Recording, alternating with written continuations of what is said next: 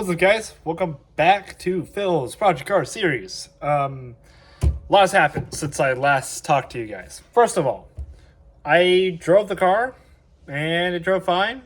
Parked it in a spot, and apparently the car would not want to go in reverse, so it was stuck. It would not go backwards. So we had to sit there for a bit. I asked Cameron, because we wanted to get registered that day. I asked Cameron. Cameron was like, I can come up. Apparently there was a bunch of traffic in front of his house, so he could not actually come up in time. So he helped me push it out. We couldn't get the thing registered, but we ended up pushing the car out so I can drive it at least for a little more practice. And so I took out the car. I drove it. It went perfectly fine until I drove on it a little bit too hard. It's like an old man. I got to remember that. So the car actually overheated. Whoops. And then for some reason, it's a 40-year-old German car, so it's a bit weird. The e-brake is like stuck. So now the e-brake is stuck, and I think I might have burned a clutch or something. So now the car is, every time we drove it back, and they had to press the clutch, and it was just weird mess. We had to push it back in the spot, and it sat there for so long. I turned on the car every now and then so it get running, and essentially I had to push the clutch in the whole time or else the car would shut off, which is not good at all. It should be just press the clutch in and then let it idle. Anyhow, so yeah, that is not good. So now that brings us up to yesterday. Essentially, I went in to go start the car. The car would not start for about 3 weeks. That was probably because it was out of gas. And so, yeah, I went to go start on the car yesterday to see if maybe like something by miracle it works.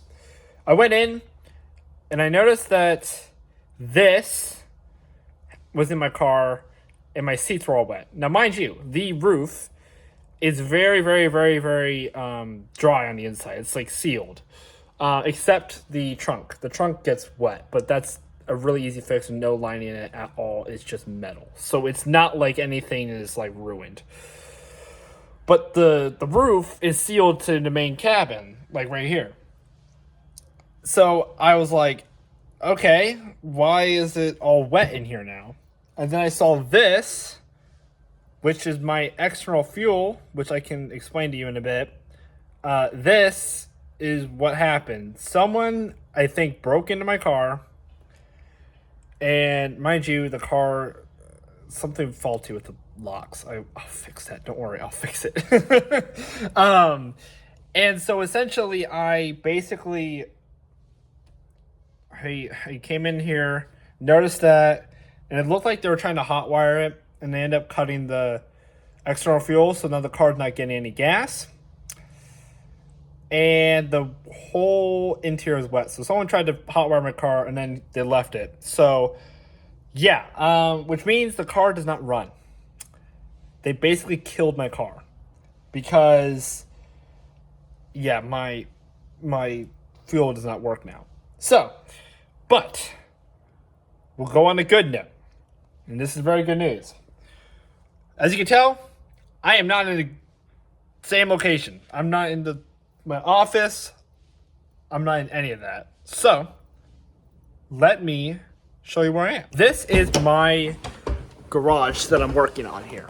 Here is the cabriolet, as you can tell. And so essentially, we brought the car in here today. Brought the car back. I'll put up some footage right now.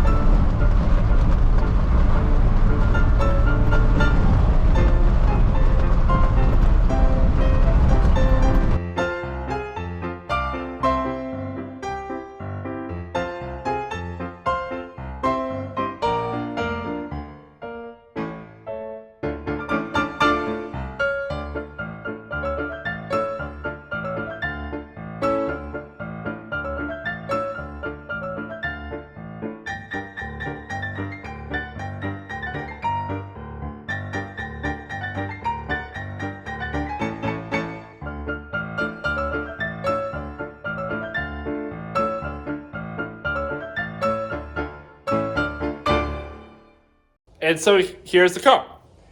Let me show you around the garage. First of all, we have all my bungee cords, which is probably the only thing over here because this is mostly garage stuff.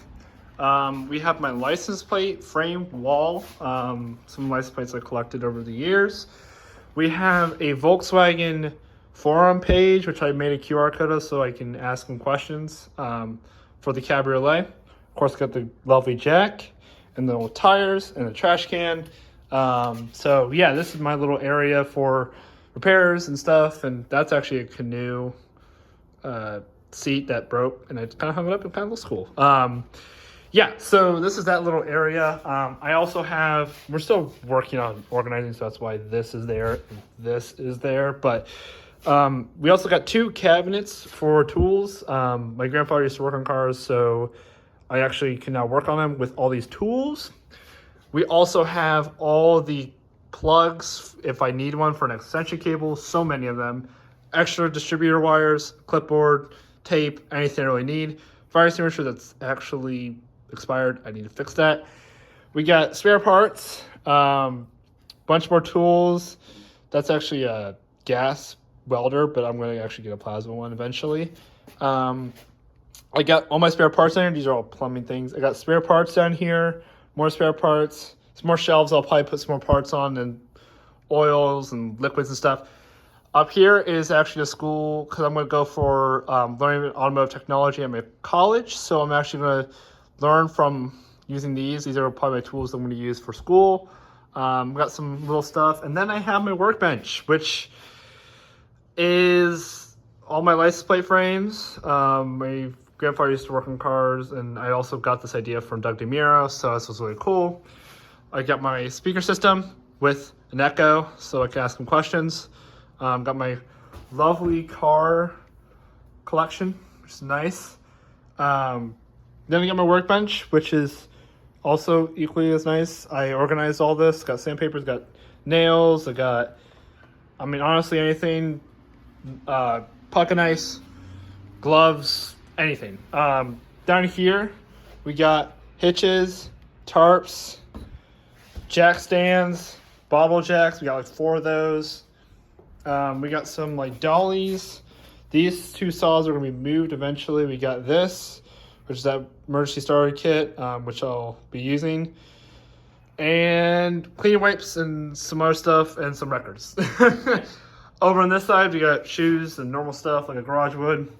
We got a ladder, Swedish flag, and we also have a, I forgot what these are called, but these are like the little like bench things you roll underneath the car, which is sweet. We got my pump, and you probably noticed this tether. This is actually the canoe that if you saw the, I'll link it up here, but if you saw the video of us hoisting the canoe up, that's what this is. Then we have the car. Of course, over here we just have bikes, and this is just normal stuff. Bikes and cycling bins, and there's a transmission jack, and some simple stuff. So now you want to know about the car. I haven't actually told you about it. So this is a 1986 Volkswagen Cabriolet, like I mentioned earlier, and it is a car built in West Germany. Okay, so at this point in the video, I started telling you the history of the Cabriolet. I basically got most of it wrong, so I'm going to correct that real quickly. So this is actually a first generation Mark I Cabriolet. It was sold from 1979 to 1993.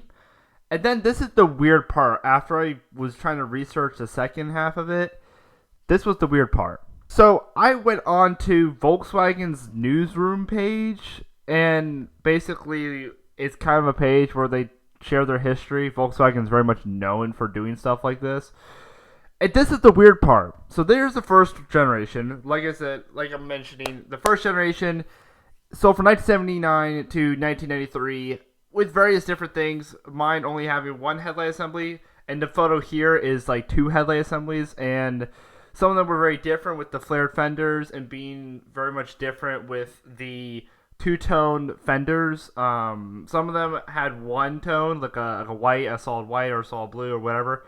The weird part comes in the second and third generation, which if you look at it, there's only 2 images of the second gen, and there's 38 images of the third. So I would say technically they're basically the same. They do really look the same. These are technically called the Mark II cabriolets. These are sold from 1995 to 2002. These cars have been around for a while. They're basically based off of the cabriolets are basically based off of the car's predecessor to them, like the Golfs. So they're essentially like a convertible Golf. So the second and third gen are based off of, I think, the Mark 3 and 4. I could be wrong, but I'm pretty sure they're off of the Mark 3 and 4 cabriolets or the Golfs of that time. So yeah, but then they made another cabriolet, which is this one, the Golf cabriolet. But if you look at that image, it kind of looks like a convertible. Cabriolets, what makes cabriolet a cabriolet is the B pillar. The B pillar is attached to make it a kind of a roll cage, as you can tell from here and here and here, but it's kind of underneath the top. This one is a full open, and I think it has a wind deflector to stop the wind. Basically, most cars would have that. I'm pretty sure, like literally any any convertible has that. So this is minimize the wind that goes inside the vehicle. But that's not a B pillar. That's just a convertible wind thing. It's not a fixed structure like this. Like you can actually hold it and shake it. So yeah, and I'm pretty sure this was sold all the way to like 2018 or so. This looks like a 2018, 2019. And they did make, I don't think they've ever made a convertible ever since. I think they made a Beetle convertible, but that was like in like early 2015 or 16. I think they canceled that. So, and I don't think they've made a convertible ever since. Let me know down in the comments down below if they have. I could be completely wrong. I'm still learning about my Volkswagen knowledge. Anyways, let's get back to the video. But yeah, so here is the Volkswagen Cabriolet. It is Alpine white with GTI wheels. These are actually authentic from Volkswagen in that time. I believe they're probably Mark IIs, Mark 1 or 2 GTI wheels. Under the hood, it features a 4-cylinder, fuel-injected engine that makes a whopping 90 horsepower. This car only weighs 2,000 pounds, and at most, we've gotten this car to go up to 60 miles an hour, which means it's not ready for the highway. So I have replaced the battery already, which we already know. And yeah, there's a lot of oil, which I'm obviously going to be fixing. So that is part of the car. So going inside the car, we have leather seats. You probably can't tell, but obviously from the back, I added seat covers to this. It makes it look nice, comfortable, and it's very comfy. It kind of have like a little bit of a good old-fashioned Baja Volkswagen Beetle type thing, or buggy. I love these seats. They're so comfy. I might actually get it for my car. But anyways, the seats are all leather, as you can tell, and there's no floor, which I'm obviously going to clean. I'm going to add a lining for it so it's actually nice. Going up front, we have the e-brake, which is honestly standard e-brake, and a shifter. Like I said, the shifter right now, no gears. We've got my gauges over here. We have the voltmeter, we have a barometer, and we also have a oil temp, just in case we're checking out. We got coins and a cigarette lighter because it was the 80s, so yep. We have basically the vent system, which essentially does not work because, well, I tried to put a phone mount to it and it was too brittle and it shattered. And this car does not have any AC or heat, so that sucks. So there's the AC nozzles, which doesn't work. Aftermarket stereo. We also have some fuzzy dice, which I have a very fun story about that. I can tell you guys that in a different video. If you guys are interested, comment down below. I would love to tell you that. It's a funny story. Down here, we have my gauge cluster. We have the speedometer, and we have I forgot what it's called. Why do I not know what it's called? I'm blanking on it. But odometer. And then we have all my warning lights, signal light or shift light. Then we have a tachometer with the oil temp gauge and the fuel gauge. Fuel gauge does not work because external fuel reservoir. Steering wheel is classic. We have the external switches down there. The seats panels don't have any cup holders. They all are winding doors, winding windows. We only have one flap, which I can easily get one. I could probably just go to a junkyard and pull one off. And yeah, so the main reason that is different, that makes this different than a convertible, is this. This is the B pillar, and it is stationary. This is why it's called the Cabriolet, because the B pillar connects, making a roll cage.